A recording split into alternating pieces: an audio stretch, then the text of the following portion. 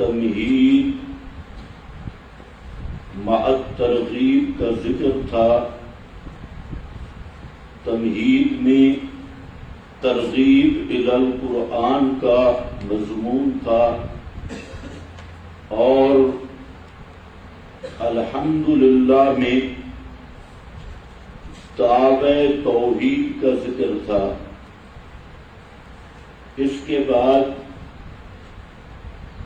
الذی انزل علی عبدہ الکتاب، عظمت قرآن کریم کا ذکر ہے، اور قرآن کریم کے فضائل میں یہ فضیلت مذکور ہوئی الکتاب کہ قرآن مقدس کتاب کامل کہلانے کی مختص طور پر، خاص طور پر مستحق ہے۔ وَلَمْ يَجْعَلْ لَهُ، اللہ تعالی نے اس کتاب میں کوئی کجی نہیں رکھی۔ قیماً حافظاً علی الکتب کلہا، تمام کتب پر قرآن کو حاکم اور حافظ بنایا۔ لِيُنذِرَ سے حکمت انزال کا بیان ہے کہ قرآن کریم کیوں نازل ہوا۔ انذار اور تبشیر، لِيُنذِرَ بَأْسًا شَدِيدًا وَيُبَشِّرَ، بشارت دے المؤمنین۔ اس کے بعد الذین یعملون الصالحات، مومنین کا وصف اول، ان لہم اجرا حسنا، یہ بیان ہے مبشر بہ کا، کس چیز کی خوشخبری کہ واسطے ان کے اجر حسن ہے۔ اجر حسن سے مراد کیا ہے؟ بعض علماء نے لکھا کہ اجر حسن وہ ہے ما یزید علی قدر العمل۔ اجر حسن یہ ہے کہ عمل سے زائد عطا کیا جائے۔ عمل کم ہو، اجر زیادہ ہو، تو وہ اجر حسن ہے۔ بعض علماء نے یہاں اجر حسن کا مرادی معنی کیا ہے کہ اجر حسن سے مراد وہ اجر ہے جس میں معذور کی تقصیرات اور خطاؤں سے درگزر کیا جائے۔ جس آدمی کو اجر مل رہا ہے، عامل کہہ لو یا معذور کہہ لو، اس کی خطائیں اور تقصیرات سے درگزر ہو، وہ ہے اجر حسن۔ پہلے معنی کے اعتبار سے ان لہم اجرا حسنا، کہ اہل ایمان کے لیے اللہ تعالی کے ہاں اجر حسن ہے، یعنی ان کے عمل اور محنت سے کہیں زائد اللہ تعالی اجر عطا کرے گا۔ اور یہ ضابطہ پڑا ہوا ہے کہ ایک کے بدلے 10، 700 تک اور اس سے بھی اللہ تعالیٰ بڑھا دیتا ہے بقدر اخلاص. جتنا اخلاص ہوگا اتنا اعمال میں وزن ہوگا، اور جتنا اعمال میں وزن ہوگا اتنا اجر ہوگا. یہ اللہ تعالیٰ کا خاص کرم ہوگا.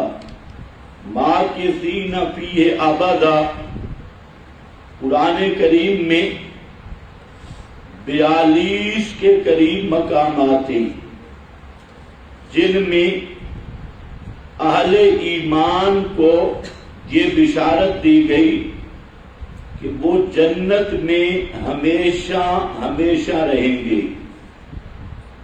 40 سے زائد مقامات جو خلود فی الجنہ، ہمیشہ ہمیشہ جنت میں رہیں گے. ماکثین فیہ ابدا، اسی اجر میں مراد کیا ہے؟ جنت میں ہمیشہ ہمیشہ رہیں گے. یہ مستقل نعمت ہے، جنت کا مل جانا اور اس جنت میں خلود اور تعبید کا مل جانا، یہ مستقل دو نعمتیں ہیں. وَيُنذِرَ الَّذِينَ قَالُوا، کل کے سبق میں میں نے عرض کیا تھا کہ ایک ہے اتخاذ ولد، بیٹا بنانا، اور ایک ہے بیٹا جننا. دونوں میں فرق ہے. تو یہود و نصارہ اور مشرکین کا اصل عقیدہ تھا تبنی کا، یعنی بیٹا بنانے کا، کہ اللہ تعالی نے بعض مقربین کو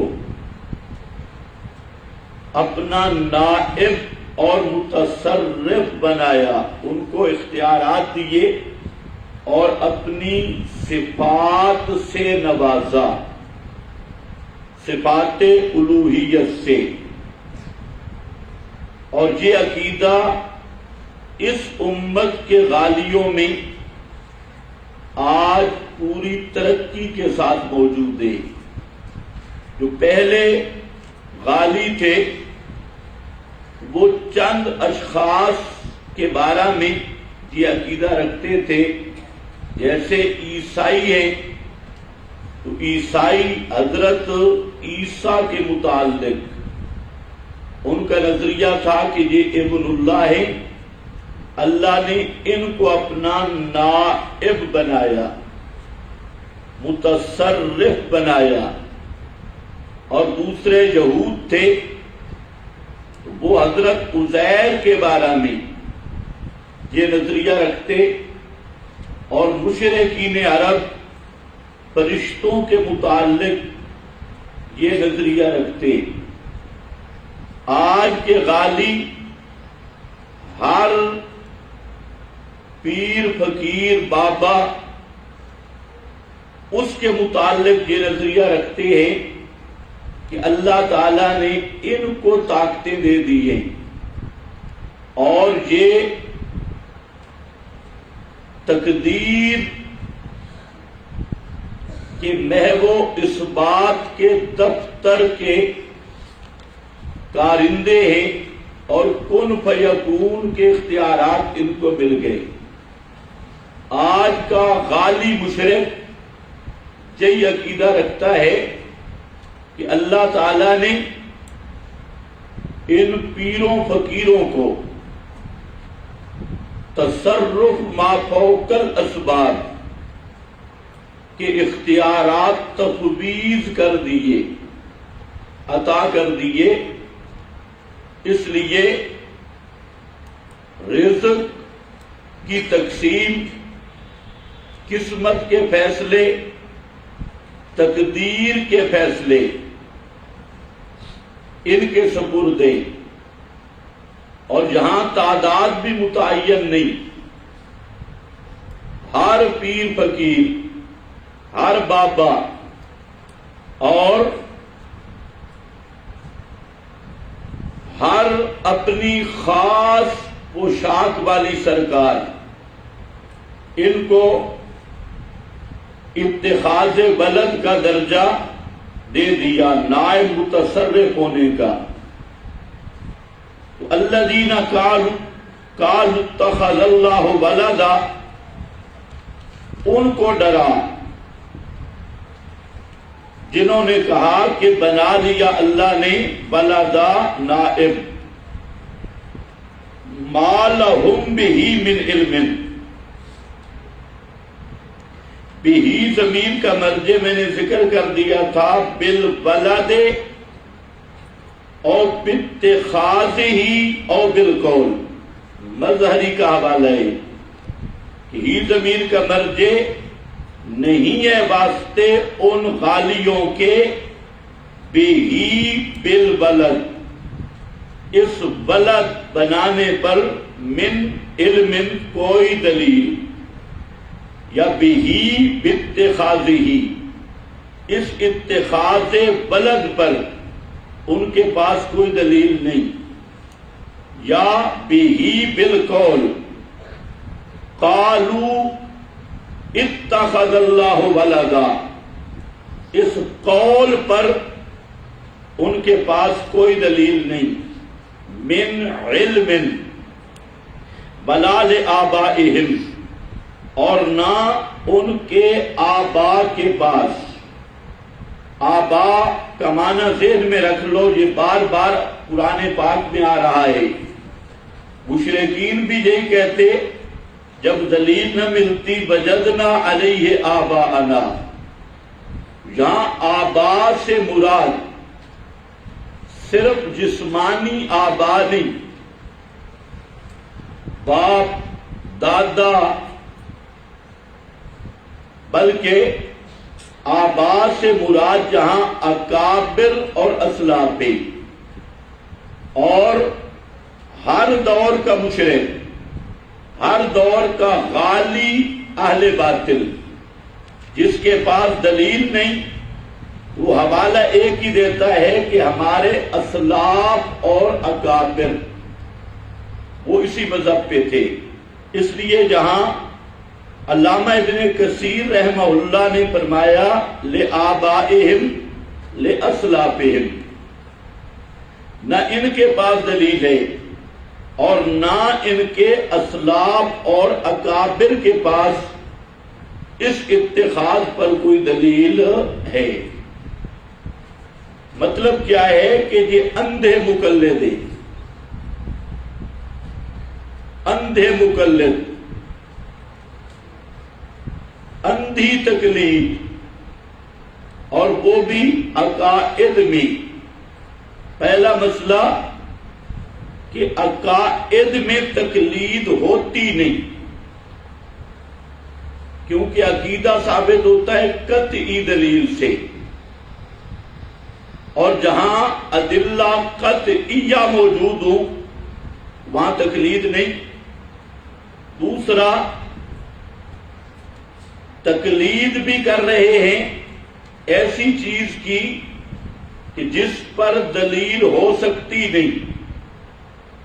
یہ ایسے ہے جیسے اندھا اندھے کی انگلی پکڑ کے چلے، نہ ان کے اکابر کے پاس دلیل، نہ ان کے پاس دلیل۔ ما لہم بہ من علم ولا لآبائہم کبرت کلمۃ، کبرت کلمۃ، یہ جو کلمۃ ہے تمجیز محول عن الفاعل، تمجیز محول عن الفاعل، بھاری ہے عذر کلمہ کے جو نکلتا ہے ان کے منہوں سے، ان یقولون الا کذبا، یہ تمہید ہو گئی جس میں عظمت قرآن اور حکمت انزال قرآن اس کے نکات ذکر کر دیے۔ فَلَعَلَّكَ بَاخِعٌ نَفْسَكَ، یہ تسلی برائے نبی کریم صلی اللہ علیہ وسلم، آیت کا عنوان آپ صلی اللہ علیہ وسلم کے لیے تسلی ہے۔ لعلک، شاید کہ تو، باخع نفسک، ہلاک کرنے والا ہے اپنی جان کو، علی آثارہم، ان کے پیچھے، ان لم یؤمنوا بہذا الحدیث، اگر نہ ایمان لائیں اس کلام پاک کے ساتھ، اسفا، پچھتا پچھتا کر۔ جہاں دو باتیں سمجھ لیں، ایک تو ہے لفظ لعل، یہ آپ نے پڑھا ہے نحو میں کہ لعل کا لفظ ترجی کے لیے آتا ہے، امید کے معنی میں، اور ترجی عدم علم پر ڈالے۔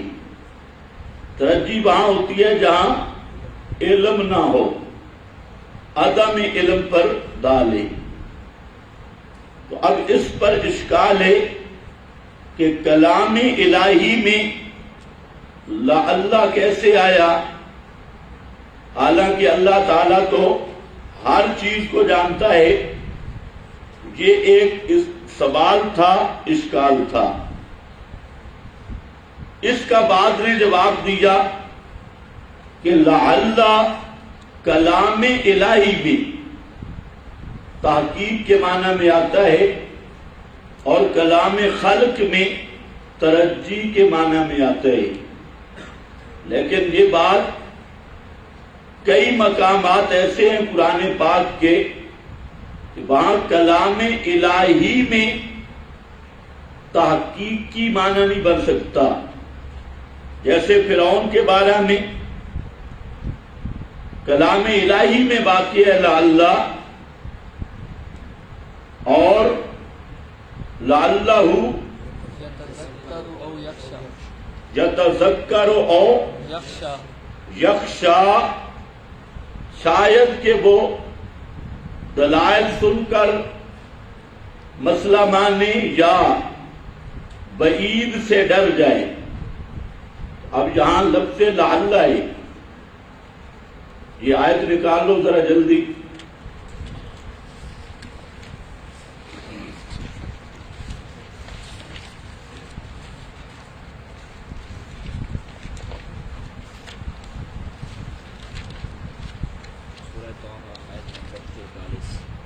سورہ طٰہٰ آیت نمبر 44۔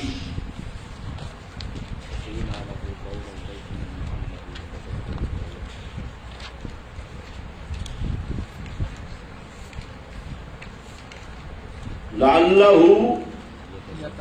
یتذکر او یخشا، اب یہاں تحقیق والا معنی نہیں بن سکتا،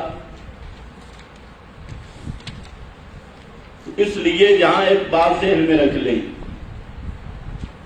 لعل زیادہ تر 3 معنوں کے لیے آتا ہے۔ ایک لعل برائے اشفاق، دوسرا لعل بمعنی کہ،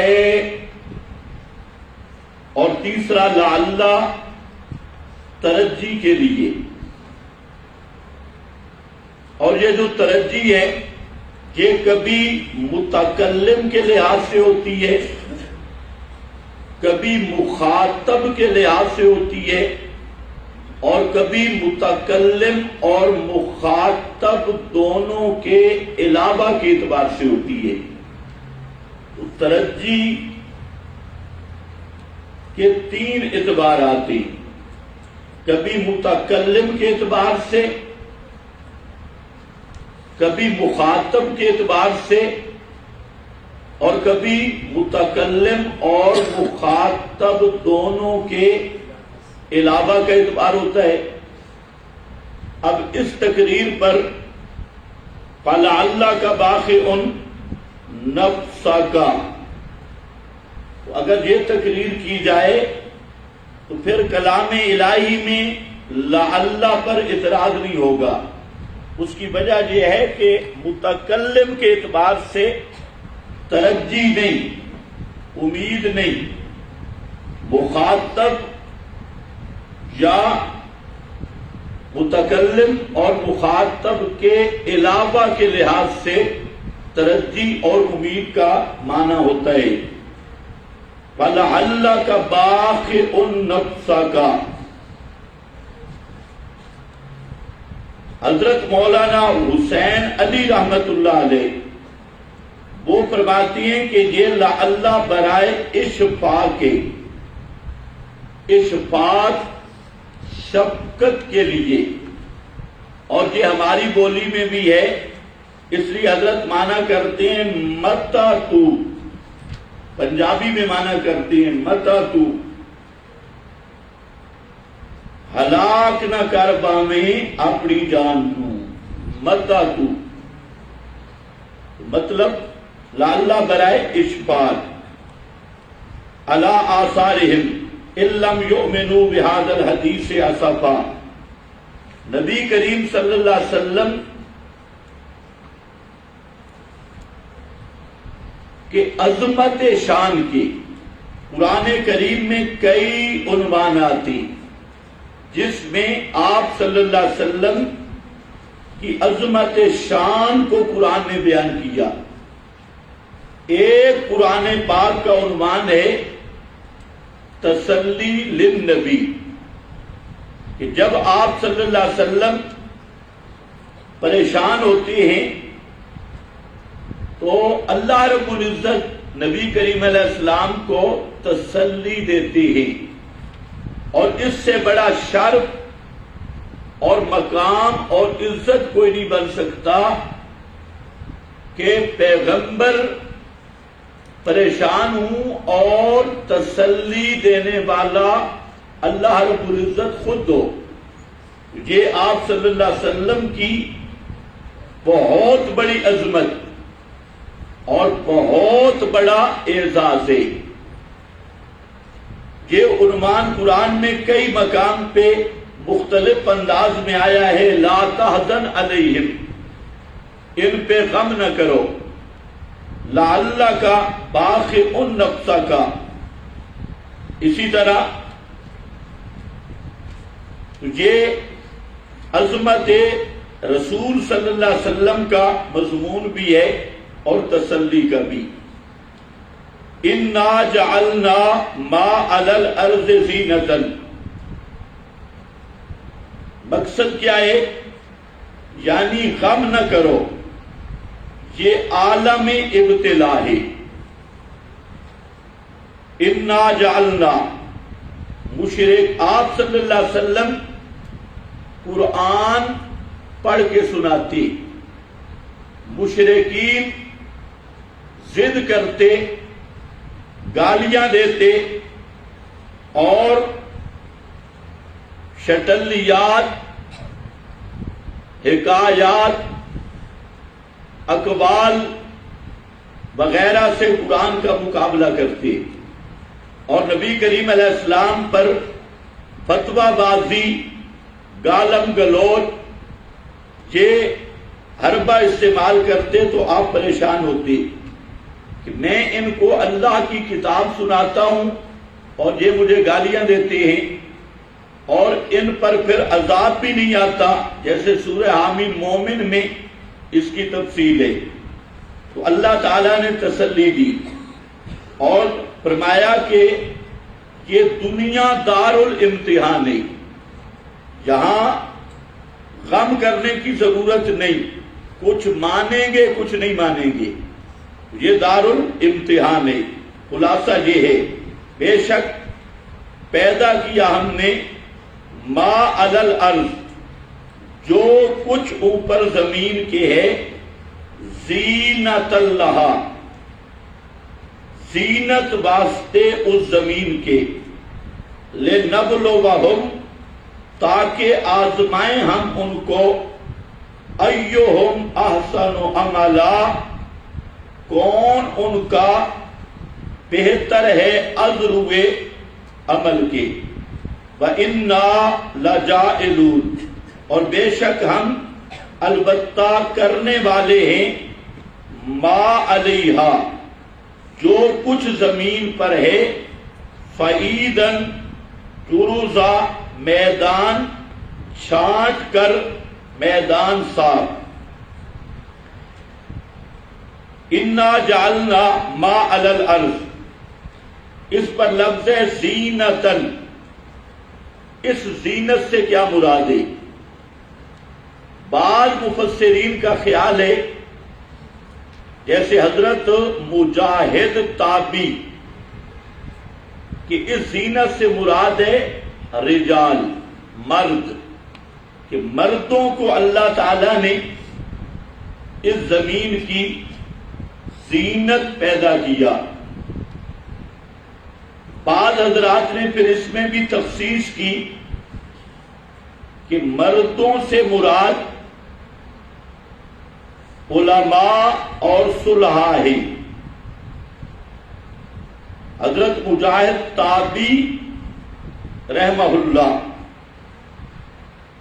اور دوسرا معنی جو سب سے بہتر ہے اس کو علامہ قرطبی، خطیب رازی وغیرہ نے کیا کہ وَالزِّینَةُ كُلُّ مَا عَلَى وَجْهِ الْأَرْضِ، زینت سے مراد عام ہے جو کچھ زمین کے اوپر ہے، فَهُوَ عُمُومٌ، اس میں عموم ہے، زمین کے اوپر جو کچھ بھی ہے سب کچھ مراد ہے، سبزہ، نباتات، پہاڑ، درخت، یہ سب زمین کا سنگار ہے اور زمین کی زینت ہے۔ نباتات، اشجار، انہار، معالم نے بھی یہی لکھا ہے، انا جعلنا ما علی الارض زینۃ لہا لنبلوہم ایہم احسن عملا، تاکہ ہم آزمائیں ان کو۔ حکمت کیا ہے؟ ابتلائی، امتحان، آزمائش کریں ان کی، ایہم احسن عملا۔ جہاں پر سوال ہے تو امتحان ممتحن کے عدم علم پر دال ہوتا ہے۔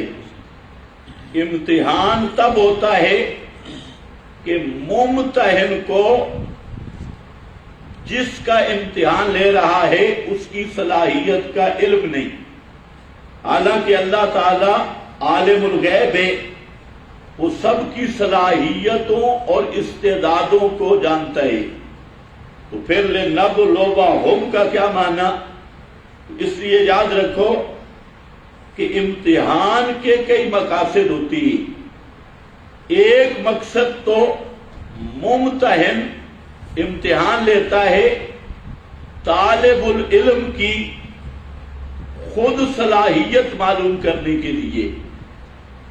نمبر دو، کبھی امتحان ہوتا ہے طالب علم کو اپنی قابلیت پر متنبع کرنے کے لیے کہ تو کس پانی میں ہے۔ اور کبھی نمبر تین، امتحان ہوتا ہے طالب علم کی قابلیت دوسروں پر ظاہر کرنے کے لیے یہ کس پانی میں ہے۔ تو امتحان کے مختلف مقاصد اور متعدد مقاصد ہیں۔ تو لنبلوہم ایہم احسن عملا، تاکہ ہم آزمائیں ان کو، کون ان کا احسن عملا، اصلح عملا، زیادہ خوبصورت ہے از روئے عمل کے. یا لفظ ذکر کیا احسن و عملا. اسی طرح سورۃ الملک میں خلق الموت والحیات لیبلوکم، وہاں پر بھی لفظ کیا ہے احسن و عملا، یہاں پر بھی کیا ہے احسن و عملا. تو قرآن پاک میں زیادہ تر دو لفظ ہے، ایک عمل صالح جیسے ابھی اوپر گزرا یعملون الصالحات، اور دوسرا احسن عملا، خوبصورت عمل، صالح عمل. اور یہ نہیں آیا اکثر عملا کہ عمل زیادہ کس کے ہیں، یہ نہیں. اس کی وجہ یہ ہے کہ قیامت کے دن اعمال کا وزن ہوگا، وزن اعمال. تو تعداد وہاں مقصود ہوتی ہے جہاں گنتی ہو، وزن میں تعداد مقصد نہیں، اور نہ ہی کثرت عمل مقصود ہے. مقصود ہے حسن عمل، اور عمل میں حسن یا عمل صالح، اس کے لیے 3 شرطیں ہیں. سب سے پہلی شرط ہے ایمان اور عقیدہ صحیح ہو. اگر عقیدہ اور ایمان صحیح نہیں تو اس آدمی کا عمل صالح نہیں، عمل میں حسن نہیں، وزن نہیں. اور دوسری شرط ہے اخلاص، کہ عمل ہو لوجہ اللہ، اللہ تعالی کے لیے، مقصد صرف اللہ کو راضی کرنا ہو، اخلاص. اور تیسری شرط ہے اتباع، کہ وہ عمل شریعت کے مطابق ہو، سنت کے مطابق ہو. تو یہ 3 شرطیں ہیں جن سے عمل میں حسن آتا ہے اور عمل قبولیت کی صلاحیت حاصل کرتا ہے. ایمان صحیح، نیت صحیح، اخلاص، اور اتباع السنہ. یہ 3 چیزیں ہیں. تو مقصد ہے لنبلوہم ایہم احسن عملا. لوگ اس ہدایت کو نہیں سمجھتے. اکثر لوگ تو عقیدے کی ضرورت ہی محسوس نہیں کرتے. ان کو اگر اصلاح عقیدہ کی بات کی جائے تو فوراً کہہ دیتے ہیں کہ یہ مولویوں کے مسائل ہیں، حالانکہ عمل کی بنیاد عقیدہ ہے. قرآن کریم میں جہاں پر بھی عمل صالح کا ذکر ہے تو وہاں ایمان کو یا شرط قرار دیا گیا ہے یا مقدم فرمایا گیا ہے. تو عقیدہ باطل ہو تو کوئی عمل صالح بن نہیں سکتا. پھر عقیدہ کی اصلاح کے بعد نیت کی اصلاح ہے. اخلاص، اخلاص کا معنی خالص لوجہ اللہ. اور پھر عمل کا شریعت میں ثبوت بھی ہو. شیطان تینوں محاذوں پہ لڑائی کرتا ہے. سب سے پہلا محاذ شیطان کا عقیدے کا مسئلہ ہے. ایمان اور عقیدہ میں شیطان نے حملہ کیا اور لوگوں کے ذہن میں عقیدے کی اہمیت ہی ختم ہو گئی. اور اس معاملہ میں شیطان کی پوری فوج ہے، اکثر مفتیوں کی شکل میں. شیطانی لشکر وہ کیا کہتے ہیں، عقائد کے مسائل کو یہ فروعات ہیں، یہ فروعی مسئلے ہیں. اور جو فروعات ہوں تو ان بیچاروں کی پوری زندگی ان پہ گزر رہی ہے، استنجا کا مسئلہ، طہارت کا مسئلہ، کتاب الاستحاضہ وغیرہ وغیرہ، یہ ان کے اصولی مسائل ہیں۔ اور جو عقائد اور ایمان کے مسائل ہیں وہ شیطانی لشکر کے نزدیک سب سے بڑا زور دیا جا رہا ہے کہ یہ تو فروعی مسائل ہیں، ان کی اہمیت ہی نہیں۔ دوسرے نمبر پر شیطان کا محاذ ہے نیت پر، کہ نیت میں فتور آئے، نیک عمل ہو، اس میں غیر اللہ کی رضا، غیر اللہ مقصد، دنیا کا حصول مقصد۔ دکاندار صبح نماز پڑھیں گے، کیوں؟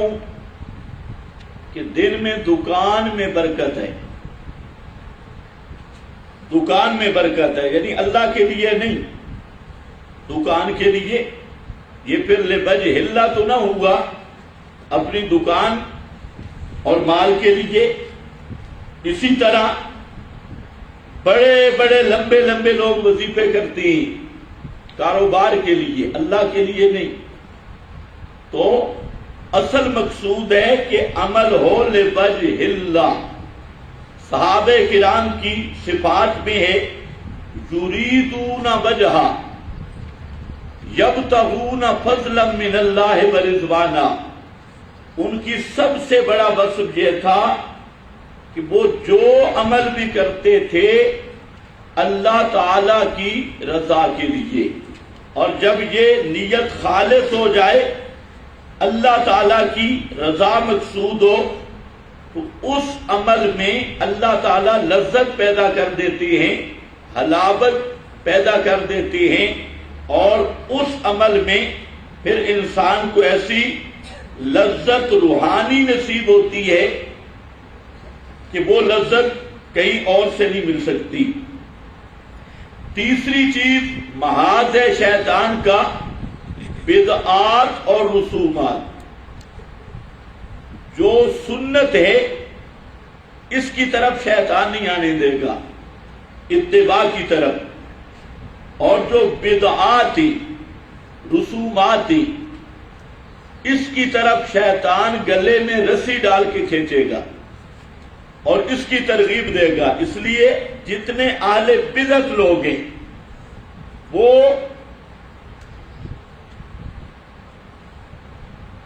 ان اعمال سے دور ہیں جو مشروع ہیں اور مسنون ہیں، اور ان اعمال میں منہمک ہیں جو رسم اور بدعت ہے، ان میں سب سے آگے ہے۔ شادی بیاہ کی بدعات اور رسومات، مرنے کی بدعات اور رسومات، ایام کی بدعات اور رسومات، تو سنت کا اہتمام ہی نہیں۔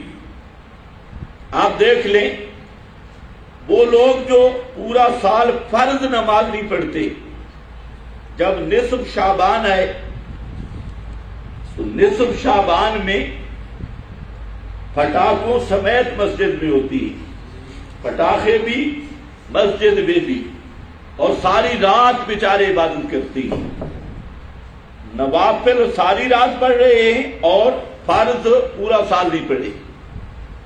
کیوں؟ یہ شیطان کی تحریک ہے کہ بدعات پہ لگائے گا، رسومات پہ لگائے گا۔ جو آدمی زکوٰۃ، فرض زکوٰۃ نہیں دیتا، اس کے لیے تیار نہیں، وراثت کا شرعی حق دینے کے لیے تیار نہیں، وہ کل 40ویں جمعراتیں ختم، اس پر لاکھوں روپے خرچ کرے گا، کیونکہ اس میں شیطان کی تحریک ہے۔ تو شیطان کے 3 بڑے محاذ ہیں۔ سب سے پہلے شیطان کا مقابلہ ہے ایمان اور عقیدے کے مسئلے پہ، اور پھر نیت، اخلاص کے مسئلہ پر، اور تیسرا ہے بدعات اور بدعت اور سنت کے محاذ پر، تو یہاں احسن و عملہ میں تینوں چیزیں ہیں، عقیدہ بھی صحیح ہو، نیت بھی صحیح ہو، اور ہو بھی اتباع۔